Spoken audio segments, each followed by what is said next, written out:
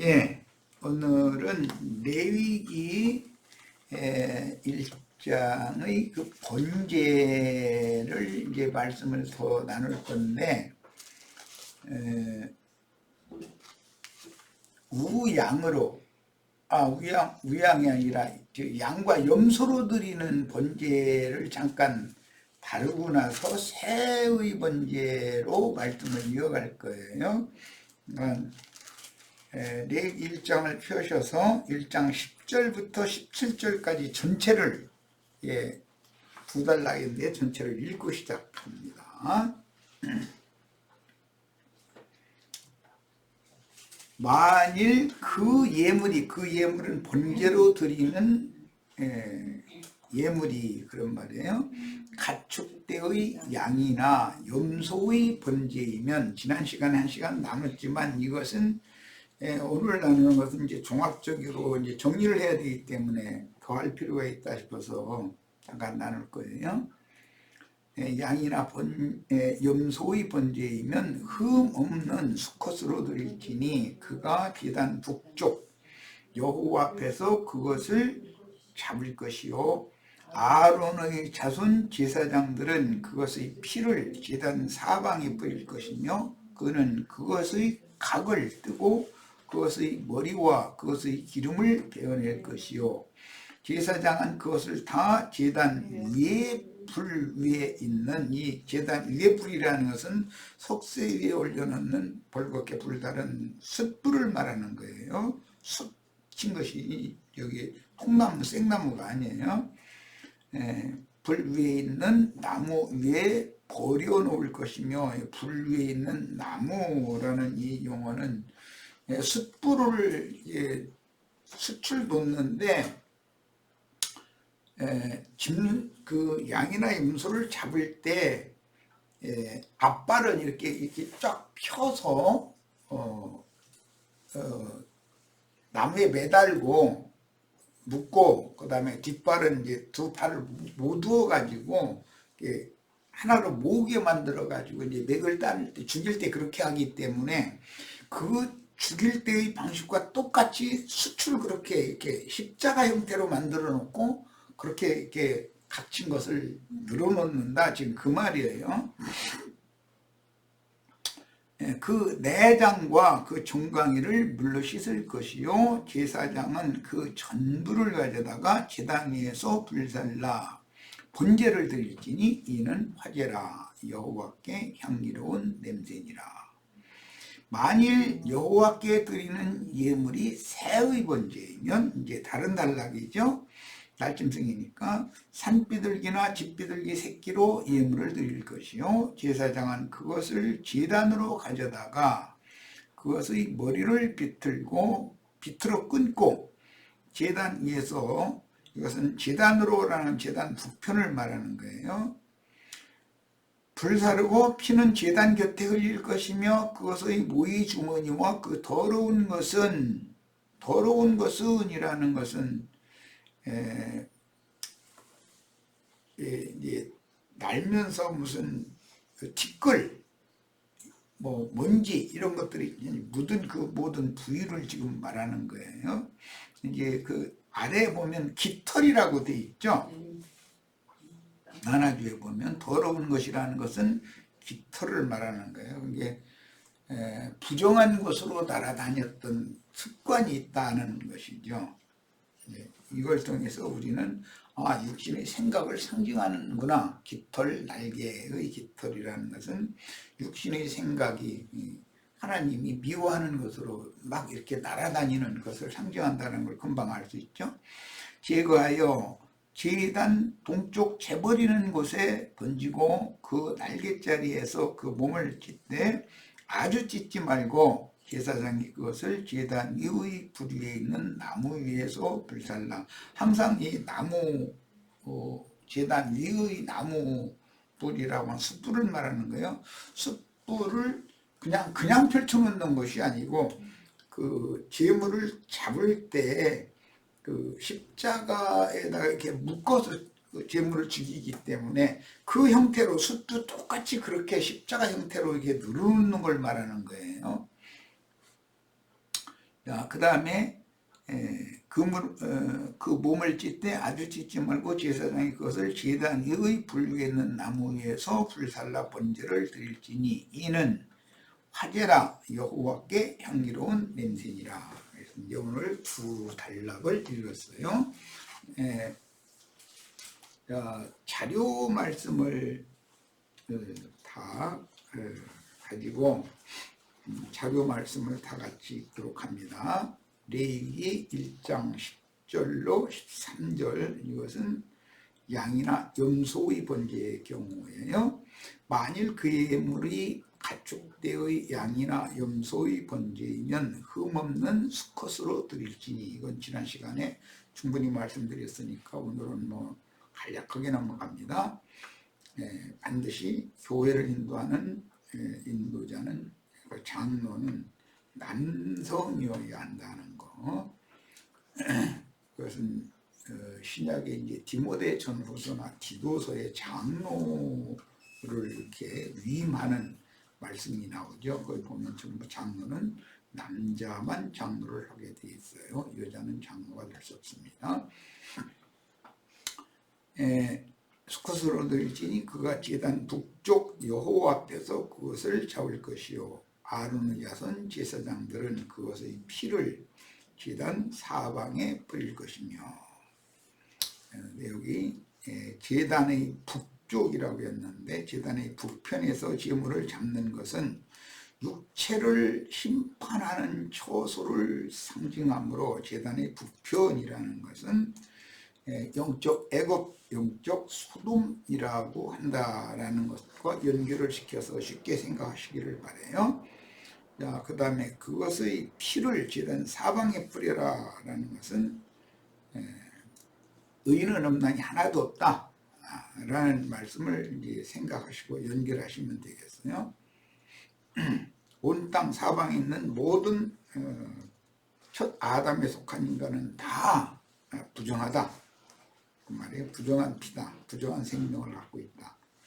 자, 12절, 그는 그것의 각을 뜨고 양이나 염소를 죽여가지고, 죽일 때는 나무 틀에 매가지고 죽이기 때문에 이제 그것은 앞발 두 발은 이렇게 벌려서 묶고 뒷발은 모아서 묶고 이렇게 해서 이제 죽이는 거예요.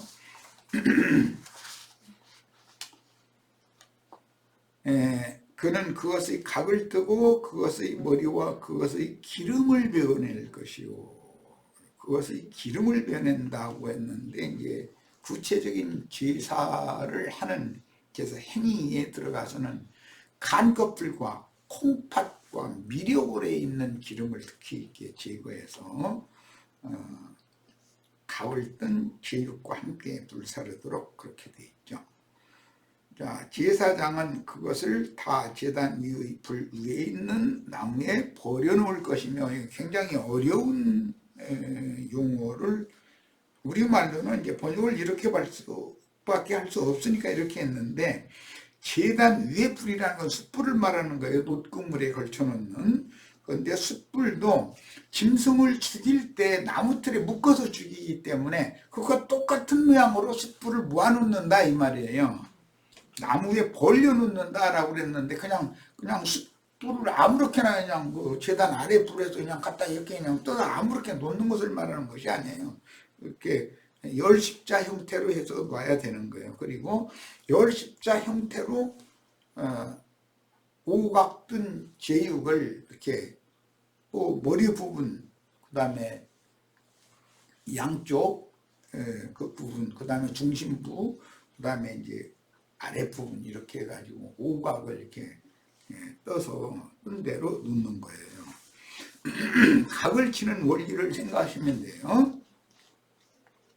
자, 번제물이 각을 뜨는 것은 옛사람의 육체를 상징하는 제물을 사르거나 굽기 위한 준비, 즉 하나님의 형벌 심판에 동참하게 하기 위한 준비다. 이것은 왜 하나님은 그러면 제물을 이렇게 그냥 죽이는 것도 그렇게 죽여야 되고, 죽인 다음에 불태우는 것도 그렇게 늘어놓고서 불태우는가? 이것은 하나님과 그만큼 철저한 원수관계다라는 것을 강조하는 거예요. 고대에는 이제 형벌도 가장 엄한 형벌이 이제 그런 형벌이었죠. 목을 묶고 양 팔을 묶고 다리를 묶고 해가지고 말을 5군데로 이렇게 줄을 연결해가지고 후려쳐가지고서 오각으로 이렇게 사지 전체를 쫙 찢어서 죽이는 그게 이제 가장 큰 형벌이었었죠. 그 다음에 번제물의 머리를 베어내는 것은 마귀와 연합한 옛사람의 머리는 곧 옛 뱀의 머리와 동일시되기 때문에 천연적인 옛사람의 그 두뇌가 좋은 것은 잔머리가 잘 굴러간다는 뜻이죠. 뭐 쉽게 말해서 그것은 하나님과 원수다 하는 거예요. 그 다음에 내장기름, 특히 독성을 걸러내는 기능을 하는 간꺼풀, 그 다음에 콩팥을 덮은, 간과 콩팥이라고 하는 것은 피를 걸러내는 역할을 하는 거름체 역할을 하는 거예요. 그러니까 이것이 사람이 음식을 먹으면 독성이 당연히 거기에 있게 마련인데 그것을 간이나 콩팥에서 걸러내줘야 되는데 간이 나쁘거나 신장이 나쁘면 죽는 거죠. 그건 못 고치고 죽는 거죠. 이런 것을 생각하시면 돼요. 뭐 자동차든 비행기든 뭐 로켓든 모든 것은 전부 기름이 아무리 정제된 좋은 기름이라 할지라도 필터를 반드시 넣죠. 필터가 있어서 공기 중에도 먼지, 토록 이런 것이 있을 수가 있으니까 공기와 기름과 이런 것을 전부 혼합해서 화력으로 바꾸는데, 열량으로 바꾸는데 그걸 전부 걸러내야 되는 것이죠. 걸러내지 않은 것은 뭐 비행기를 떨어뜨릴 수가 떨어지게 만들 수가 있죠. 이런 걸 생각하셔야 됩니다. 그러니까 그 기름을 거두어낸다는 것, 간 거풀이나 콩팥 거풀을 덮고 있는 것, 이제 그리고 미려골을 덮고 있는 기름 이제 걸러내게 되어 있는 미려골이라는 것은 이제 이 수컷이니까 남성을 의미하는 환도뼈 큰 힘줄 이렇게 표현을 했죠. 그게 이제 기름 끼면 애 못 낳는 거죠, 뭐. 그런 경우에요. 생명이 부정하다 이런 걸 상징하는 거예요. 자, 그 다음에 그 내장과 그 정강이를 물로 씻을 것이요. 제사장은 그 전부를 가져다가 제단 위에서 불살라 번제를 드릴지. 여기 제단 위에서라는 것은 번제단은 신약의 용어로는 예수를 죽인 십자가를 상징한다는 걸 알 수가 있는 거죠. 거기서 불살라서 드릴지니 이는 화제라 여호와께 향기로운 냄새니라. 이제 문장을 읽어보면 짐승을 이렇게 준비해가지고 불태우는데 그 냄새를 하나님이 향기롭게 냄새를 맡는 분이다라고 하면 좀 이게 참 영적 애굽, 영적 소돔이라고 하는 곳에서 극심한 그런 불시험을 계속 당하는 것을 하나님이 보실 때는 향기로운 냄새로 그게 냄새가 맞는 거라고 그랬으니까 인생사에서도 고난과 연단과 시험이 없으면 하나님을 기쁘시게 할 수 없다. 그만큼 천연적인 혈과 육에 속한 자연인이라는 것은 하나님과 원수다. 그런 말이에요. 자, 번제물의 내장은 타락한 옛사람의 속부분들인 죽은 영과 부패한 마음을 상징한다. 내장이라는 것은 육신의 눈으로 보이지 않지만 뭐 내장 속에는 뭐 여러 가지 장부가 있지만 거기에 기름이 껴 있다라는 것은 이것은 영을 말하는 거. 그의 그 천연적인 옛사람의 영이 악하고 더럽다. 그래서 하나님과 상통할 수 없게 한다. 이제 그게 중간에 끼어가지고 그 말이죠.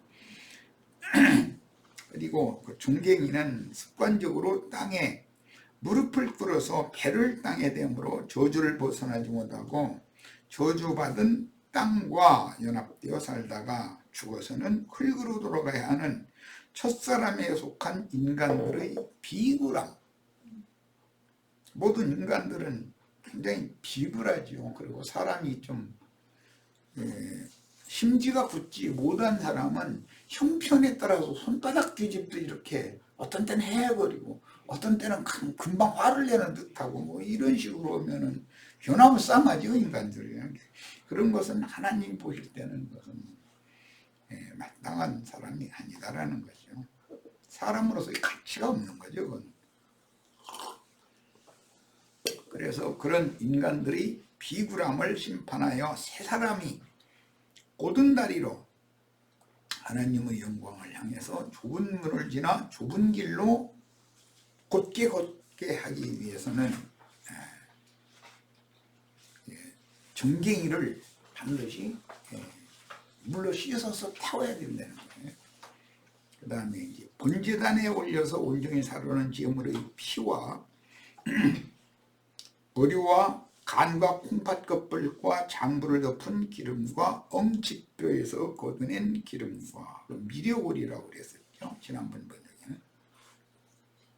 거룩한 불로 씻은 내장과 정강이는 온전히 불살라서 제사함으로 번제라고 하며, 이 번제라고 할 때 이 번이라는 용어는 불사르다라는 말이 있고, 그 다음에는 굽다라는 뜻이 있고, 그 다음에는 창이나 꼬챙이나 이런 걸로 찌르다라는 뜻이 세 가지 의미가 다 포함되어 있어요.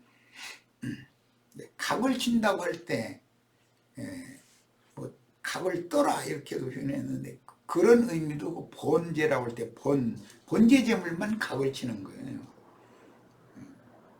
그런데 이제 신약에서는 예수님의 옆구리를 로마 군병이 창으로 찔렀다고 되어 있죠. 이게 각을 쳤다고 되어 있지가 않고. 제물 잡는 곳이라는 건 제단의 표현인데 그것을 거룩한 곳이라고 그래요. 그곳에서 제물 잡는 곳에서 속죄 제물 또는 화목제 이제 이런 것 보고 목적 제사라고 그러는데 번제 제사지만 기념 제물은 온전히 불사르고 속죄나 속건이나 화목을 위하여 드리는 그 목적 제사용으로 드리는 제물은 구워서 먹는 거예요, 제사장들이. 자, 양이나 염소로 번제를 드리라고 하셨는데 양은 온전한 번제 제물로 제사하고 완전히 불사르는 거죠. 그러니까 염소는 속죄나 화목 제물로, 이건 목적 제사라고 그러죠. 제사하되 번제단에서 화제로 제사하라는 뜻이며, 성경이 말하는 번제물은 대속제물로 드려질 인자 예수에 대한 예표이므로 우리는 믿음으로 자신의 옛사람이 예수와 연합되어 하나님의 받으심이 되어야 합니다. 로마서 6장에 보면 예수와 함께 죽고 함께 장사되고 함께 부활되어서 함께 승천한 말씀이 나왔죠. 그게 신앙의 근보단 근본이다. 그러니까 영에 있는 사람이라는 건 하늘에 앉혀진 사람을 말하는 거니까 그 신앙의 근본이 하늘에 앉혀진 자라고 하는 데로부터 출발을 해야 된단 말이야. 그런데 십자가에 올려가서 이제 죽어야 될 것이다 라고 하는 것에서 신앙의 틀을 거기다 삼으면 결과적으로는 애써서 신앙생활을 했는데 죽음으로 맞춰버리면 아무 소용없는 것이죠. 영광으로 맞춰져야지. 자, 갈라디아 잘 아시는 2장 19절로 20절에는 옛사람은 죽었고 이제 사는 나는 그리스도와 바로 하나님을 향하여 사는 새 사람이다 이렇게 표현했어요. 자, 양이나 염소를 번제로 제사하려면 반드시 흠없는 수컷이어야 하며 제단의 북쪽 곧 지성소 방향이 서쪽이므로 마당을 딱 들어서면 하나님 임재에 계신 방향은 제사장이 딱 볼 때 서쪽 방향으로 들어가야 되니까 오른편 쪽이 당연히 북쪽이 되겠죠. 자, 그런 그 성막의 그 방향에 대해서 이해가 있기를 바라요. 그래서 제사장이 선 자리의 오른편에서 죽였다. 제단의 북편은 심판의 처소인 골고다 언덕의 십자가를 세운 영적 소돔 혹은 영적 애국을 상징하므로 이것은 물질 문명이 발달한 세상과 연합된 종교계를 상징하는 표현이다. 거기서 죽이는 거다 하는 거예요. 세상에서 고난받는다 해서 다 구원받는 게 아니죠. 교회 안에 들어와서 영적 소돔에서 죽여야, 즉 번제단의 북쪽에서 거기서 완전히 죽는 거니까 이제 그래야 이제 구원을 위한 시작이 되는 거죠. 세상에서 영적 애굽이 아닌 그냥 애굽이라고 하는 곳에서 고생 많이 한다 해서 구원받는 것이 아니에요. 번제물의 피를 마당 제단 사방에 뿌리는 경우는 제육을 제사장이 거룩한 식물로 먹어야 했으므로 온전한 번제로 불살라 제사하는 것이 아니며 제물의 피를 성소 즉 내소라고 그러죠. 어제 우리 이제 그 출애굽기 37장을 읽었는데 그건 성전 마당 기물을 말하는 게 아니라 성전 내소의 기물을 성소나 지성소 기물을 어제 어떻게 분물은 어떻게 만들고 거기에 딸린 부속물은 어떻게 만들어서 어디다 어떻게 이제 비치를 하는가 이런 것들을 중심으로 어제 우리가 말씀을 읽었어요. 그러니까 이런 것을 잘 생각해야 돼요. 마당의 제단 사방에 뿌리는 경우는 제육을 제사장이 거룩한 식물로 먹어야 하고 피를 기념 번제물이 아닌 경우는 온전한 번제로 불살라 제사하는 것이 아니다. 그런데 성소로 가지고 들어가는 것 1년 1차의 대속죄절날 또는 대제사장이나 제사장의 위임식 때 사용하는 그 속죄 제물의 경우, 번제 제물의 경우는 그 진 밖에서 불사르고 성소로 피를 가지고 들어가고 지성소에 들어가 이제 피를 뿌려야 되니까 그런 경우는 사람이 그 제물을 먹을 수 없다. 이거 이제 차이가 있는 거예요. 기념제물을 번제단에서 불사르고 나머지는 제사에 참석한 사람들을 다 먹게 하는 것은 이제 제사장들이 레위인들이 많은 그 솥을 걸어놓고서 이제 불고기를 해놓고 또는 혹은 솥에 넣어서 물 부어서 삶아서 이렇게 고기 썰어가지고 이렇게 고기를 먹이죠. 그것도 번제라고 그러지만 사실은 기념제물을 온전히 불사르고 나머지는 먹는 제물이다라는 것에 대한 인식을 꼭 하셔야 돼요. 교계에서는 이런 문제를 가르치지 않기 때문에 예수의 십자가를 전하는데 본인들이 먹는다는 건 믿음으로 자신의 것을 취한다 이 말인데 믿지 않으면 소용이 없는 거예요. 그 다음에 번제물의 피를 마당 제단 사방에 뿌리는 경우는 제육을 제사장이 거룩한 식물로 먹어야 했으므로 온전한 번제로 불살라 제사하는 것이 아니며 제물의 피를 성소의 내소에 들어가는 번제물은 온전한 번제로 살라서 제사해야 했으므로 사람의 몫이 없었습니다. 그 경우는 위임식 또는 속죄일 제사의 번제 제물이었죠. 자, 그 다음에 각을 뜨고 내장의 기름을 베어낸 후에 기름은 제육과 정강이와 함께 제단에 불살라야 했으니 양이나 염소 제물의 기름은 육성, 죄성을 상징하며 위로부터 부어주시는 신성한 성품인 세형으로 거듭나기 위해서는 반드시 옛사람의 죽은 영, 로마서 8장에는 죽은 자를 살리는 얘기가 나오고 죽을 자를 또 살리는 얘기도 이렇게 나와 있죠. 그런 영은 반드시 번제단에 불태워야 한다. 그 다음에 제단 아래의 불은 나답과 아비후가 독주에 취해서 정신을 잃고, 이건 숯불이 아니고 장작불이죠. 그것도 이제 숯불이라고 하지 않고 장작불이라고 그러죠. 장작불이며 제단 위의 불이라는 표현은 제단의 중간에 설치하는 놋금을 위에 올려놓는 숯불을 의미하고, 놋금을 위에 숯불을 올려놓을 때는 십자가 형태로 짐승을 죽일 때 나무 틀에 묶어서 죽이는 것처럼 그런 형태로 벌려놓는다 그랬는데 늘어놔야 된다, 이렇게 그렇게 놔야 된다는 거예요.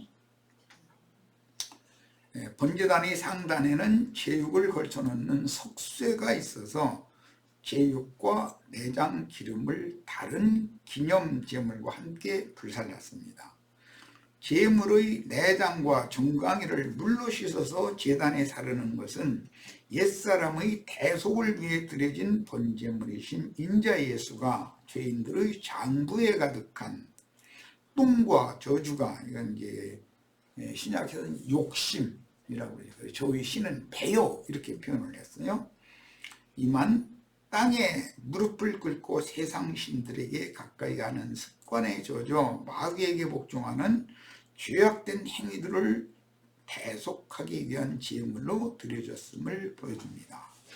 대사제와 사제들의 위임을 위한 속제물이나 속죄일의 제물로 드리는 황소는 진 밖의 재버리는 곳, 진 밖의 거룩한 곳이라고 그랬고, 그것을 재버리는 곳이라고 그래요. 그것은 무덤을 상징하는 거예요. 음부죠. 그걸 상징하는 거예요. 그런데 번제단에도 재버리는 것이 있어요. 거기는 임시처소죠. 번제단 재버리는 것은.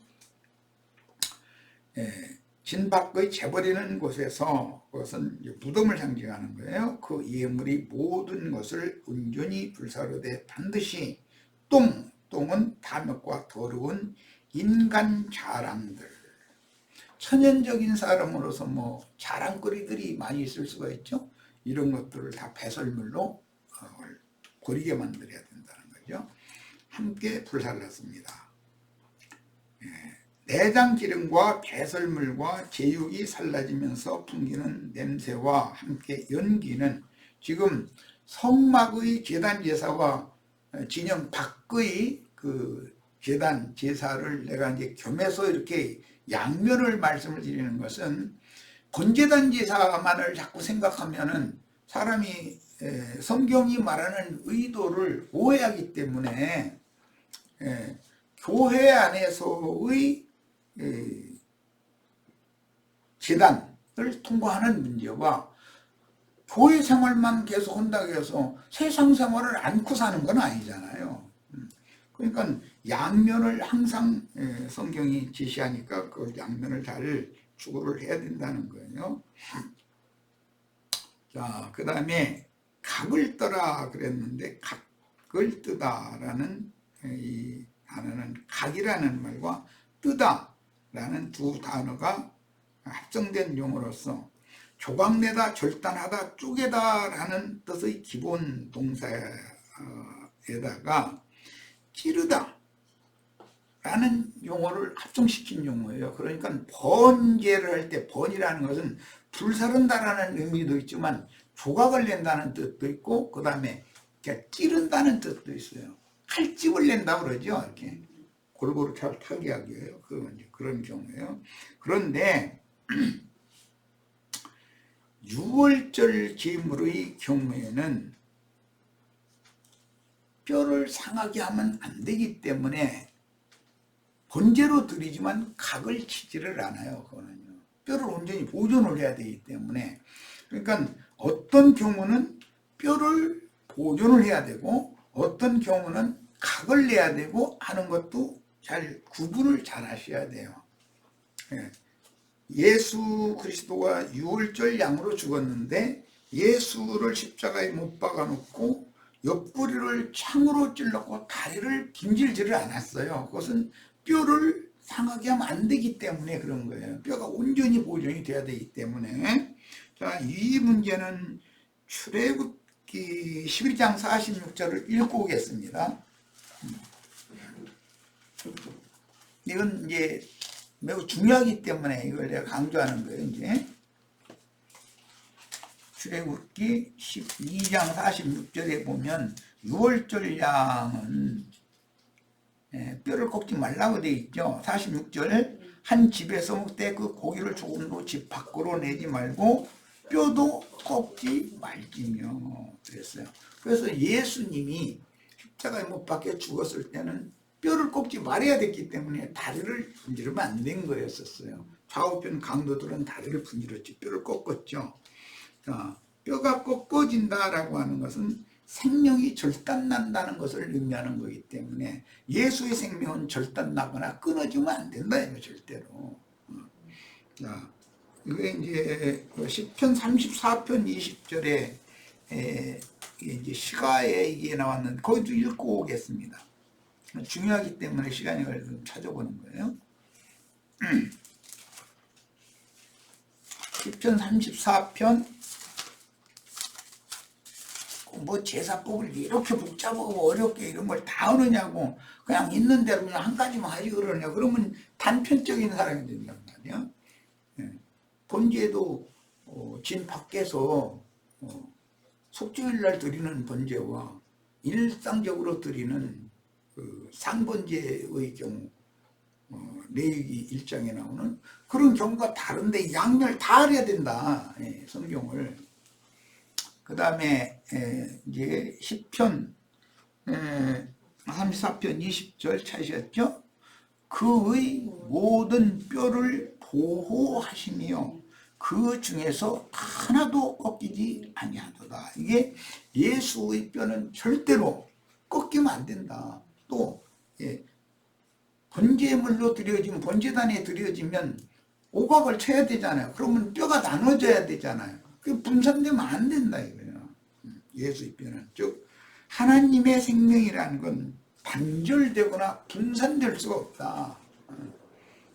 이게 철두철미한 거예요. 예수를 십자가에 못 박고 나서 다리를 분지는 대신에 창으로 옆구리를 찔렀다 이렇게 돼 있어요. 그러니까 그 찌른다라는 용어도 왜냐하면 뼈를 분산시키지 않으려면 각을 치면 안 되잖아요.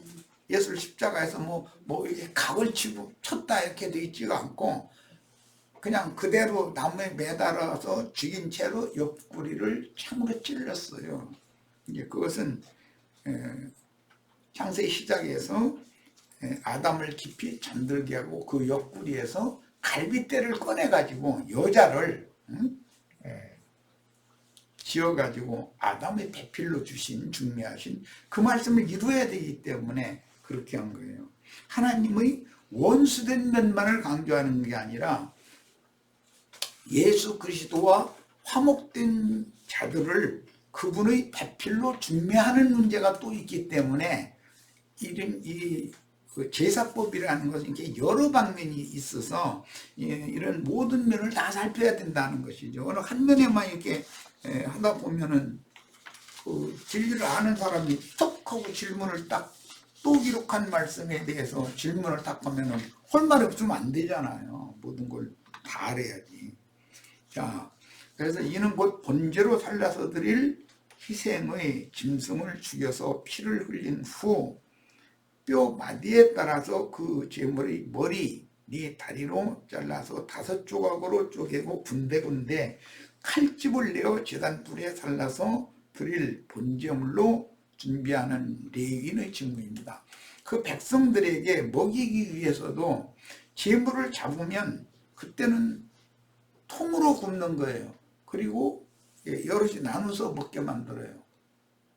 그리고 이제 물에 넣어서 삶을 때도 사실은 갈라서 삶지만 뼈를 이게 상하게 하는 일은 절대로 없는 거예요. 이것이 이제 유대인들의 제사법이었었어요. 그 양면의 의미를 잘 기억하기 바래요. 자, 제사장 아론의 자손들은 단 위에 불을 두고 불 위에 나무를 버려놓고, 이게 나무를 버려놓고 할 때, 짐승을 잡을 때 십자가형의 나무 틀에다가 그 앞발을 이렇게 양쪽으로 이렇게 벌려서 이렇게 묶고, 뒷발은 둘을 하나로 통나무에다가 이렇게 묶고, 그러고 나서는 이제 맥을 따서 피를 흘렸기 때문에 그 놋궁을 위해 숯도 똑같은 형태로 그렇게 놔야 된다는 거예요. 그런 거 꼭 벌려놓는다, 이렇게 표현을 했어요. 이 번역에 대해서 이해가 꼭 있기를 바라요. 성막의 번제단은 제육을 걸쳐놓을 석쇠 아래에 화력이 좋은 숯불을 놋구물에 펼쳐서 놓게 되어 있는데, 이 펼친다라는 말은 제물을 죽일 때 나무틀에 묶었던 그 형태와 똑같이 이렇게 버려놓는다 이 말이에요. 그냥 막 함부로 놓는 게 아니죠. 펼쳐놓게 되어 있고, 하단에서는 불타는, 이것은 장작이 불타는 거죠. 하단에서는, 놋구물 하단에서는 이건 장작불이라 그래요.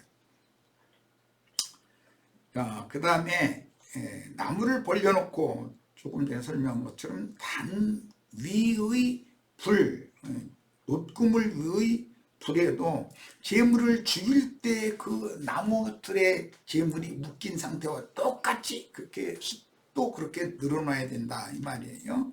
그래서 이것은 원래 배열하되 순서대로 쌓아서 올리다라는 뜻인데, 문자대로는 이것은 십자가에서 양 팔을 벌리고, 이 말은 예수님이 이렇게 한 것처럼 베드로 보고도 이제 팔을 벌리리니 이렇게 표현을 하셨죠. 양 팔을 모으고, 이제 히브리인들의 죽음은 그 양 팔을 모으고 그 열조에게로 돌아갔다, 항상 이렇게 돼 있어요. 죽임당한 시체의 모습으로 배열한다는 뜻인데, 예수님과 지지자들이 동일한 죽음으로 하나님께 영광을 돌렸습니다. 팔을 벌리고 죽는다라는 것은 세상과 세상에 있는 것에 대해서 모든 미련을 다 놓고 이제는 아무런 미련 없이 하나님께 자기 자신을 온전히 드린다라는 그런 개념이 있어요. 그런 사람이 죽을 때 이렇게 팔을 이제 가슴이나 배 위에 이렇게 올려놓고 이제 염한다고 그러죠. 그렇게 묻는데, 원은 그 히브리인들은 팔을 이렇게 딱 벌리게 만든다는 거예요. 이제 그래야만 세상에 속한 그 어떤 것도, 미련도 뭐 소망도 모든 거, 원망도 다 놓고 가는 거죠. 그리고 손을 이렇게 주먹을 쥐고 가게 하지를 않아요. 히브리인들은 손을 완전히 딱 펴게 만들죠. 네. 그런데 이제 우리나라는 이게 주먹을 쥐게 만드는 그런 경우를 만드는, 그것은 성경과 맞지 않는 거죠. 다 이렇게 손을 딱 완전히 펴고 가게 가게 했어요. 그것이 히브리인들의 장사법에 들어가는 거예요. 자, 제물이 이제 골고루 잘 태워지도록 제물을 숯불 위에 버려놓는 행위도 같은 용어가 이렇게 사용이 있는데, 제물을 죽일 때와 숯불을 배열할 때, 늘어놓을 때도 똑같이 한다는 거죠. 불태울 나무는 심판의 불로 살라서 죽여야 할 모든 죄인들을 그 심판의 영에 의해서 죽여야 된다. 하늘의 불이다 그러죠. 땅의 불이 아니죠. 그러니까 제물을 불사르고 제물을 연락하신다는 것은 하늘의 불로 사른다, 하나님의 불로 사른다 이라는 것은 놋궁을 위에 이렇게 벌려놓은 숯불에 의해서 살라지는 것을 말하는 것이지, 땅의 장작불에 의해서 살라지는 것을 말하는 것이 아니에요. 그러니까 이 두 가지 불에 대해서, 번제단 불에 대해서 꼭 이해가 있기를 바라요. 자, 그래서 이 하늘의 불을 이제 계시록에는 7 지천사들에게 맡기죠. 그럼 그들이 7 불대접을 갖다가 세상과 세상 교계에게 쏟아붓는 얘기가 나오잖아요. 그들이 이제 그 원수들에게 그런 악한 대우를 받았기 때문에 원수를 갚아주신 하나님이 그렇게 하신다는 걸 보여주는 거예요. 자, 기름, 이건 페데르라고 히브리어로 그러는데 이것은 그 용어가 이제 영어화돼서 패트라고 이렇게 되어 있죠. 살과 내장으로부터 떼어낸 희생제물의 지방분, 이것은 육적 자, 타고난 기질 혹은 아집, 육성, 죄성, 이렇게 여러 가지로 표현을 합니다. 그러니까 뭐 제일 쉬운 우리나라 말로 하자면은 그 인간이 아주 그 기질이 보통 강한 게 아니더만 타고난 근성, 본성, 아집이 그렇게 강하다 이제 이런 거죠.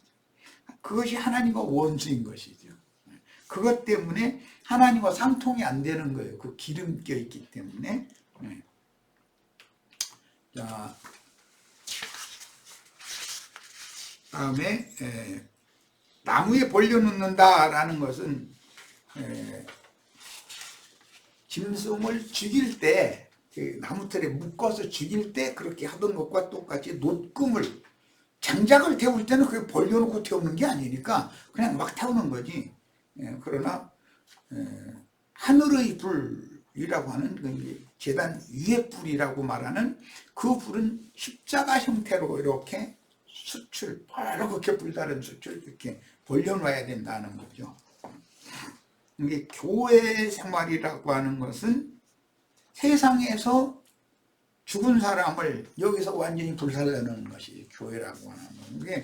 교회에 들어오면은 막 매사가 막 형제가 서로 사랑하고 막 좋아 지내고 막 이렇게 하는 것이 교회 생활인 줄로 오해하고 있는데 그렇지가 않아요.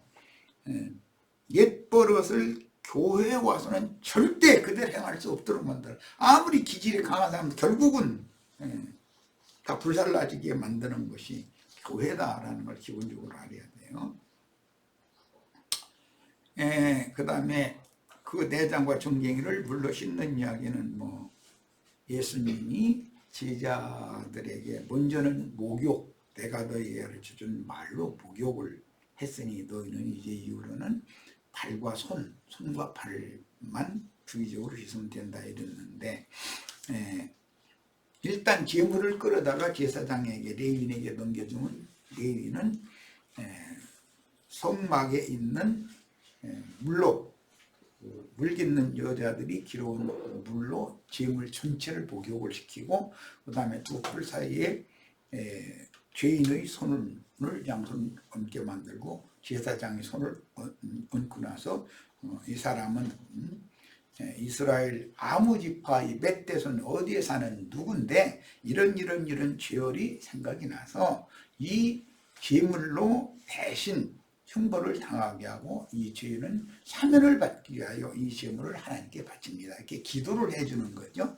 그리고 나서는 이 제물을 안으로 끌고 들어가서 이렇게 나무틀에 매달아 가지고 죽이는 거예요. 이제 그런 제사의 순서를 이해를 하셔야 돼요.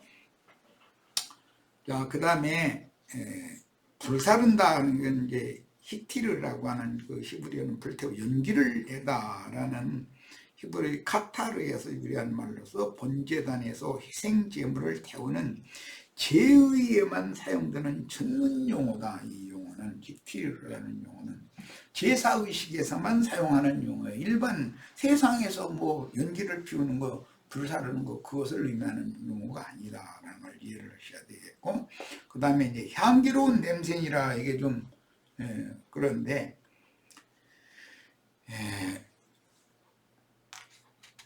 편안하다, 쉰다 그런 의미로 향기롭다라고 이제 표현을 했는데 이 말은 옛사람의 모든 것을 온전한 번제로 드릴 때 심판받는 그의 전 인격을 하나님이 기쁘시게 받으신다라는 뜻으로서 겉사람이 형벌을 받으면 속사람이 쉼을 얻게 된다라는 뜻이기 때문에 하나님은 옛사람, 겉사람을 이렇게 하늘의 불로 형벌을 하실 때 그 태워진 연기가 위로 올라가면 하나님이 그걸 향기로 받아들인다는 것이죠. 그러니까 옛사람의 그 타고난 기질, 육적 자아가 하나님의 심판의 영에 의하여 불살라질 때 하나님은 기분이 좋다, 쉰다 이제 그런 말입니다. 하나님이 쉬어야 사람도 쉬는 거죠.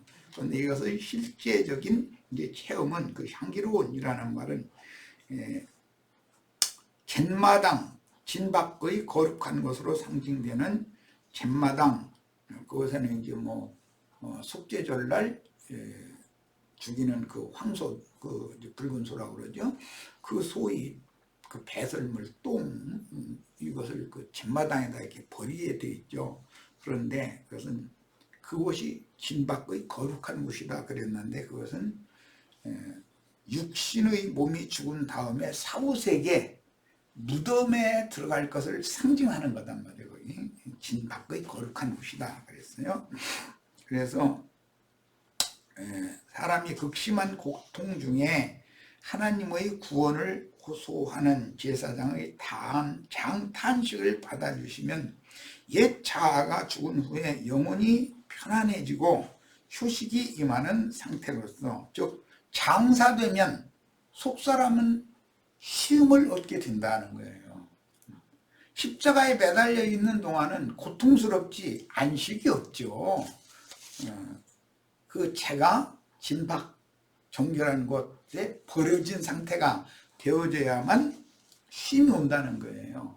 그럼 이제 모든 것을 다 놔버리면 이제 쉬는 거죠.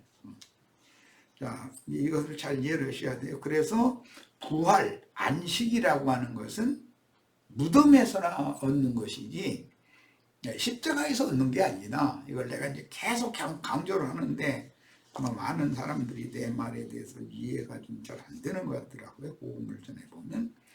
자, 이제 레위기 1장 10절, 만일 그의 예물이 떼의 양이나 염소의 번제이면 흠없는 수컷으로 드리라 그랬는데, 양은 온전한 번제로 드리고 염소는 목적 제사를 위한 번제로 드리되, 암컷은 수컷보다 비중이 한 단계 아래였다.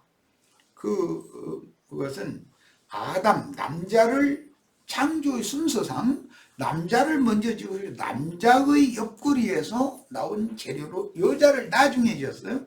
그러니까 하나님은 창조의 그 질서를 굉장히 중요하게 여긴다. 셈 좋은 형과 동생의 관계를 그렇게 중요하게 여겨요.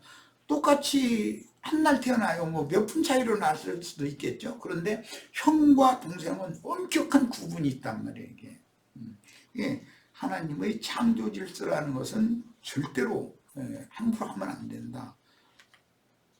이제 이런 것이 이제 세상에서도 그렇지만 특히 교회에서 선배 엘리야와 엘리사가 더 큰 일을 했죠. 요한보다 예수님이 더 큰 일을 해요. 그러나 예수님이라고 해서 요한을 함부로 여긴다거나 무시한다거나 그러면, 엘리사가 엘리야를 무시한다거나 그러면 그 창조의 질서를 위반하는 것이란 말이에요. 그 창조 순서가 있는 거기 때문에. 자, 이런 것을 강조해서 하나님이 왜 수컷을 이렇게 우선시하는가, 이것은 항상 남자를 먼저 창조한 것이 창조의 질서이기 때문에 그렇다. 그래서 머리는 남자인 것이지 여자가 머리인 것을 하면 안 된다는 것이 원칙이 딱 정해져 있는 거예요. 자, 첫 시간은 여기까지 해서 마치겠습니다.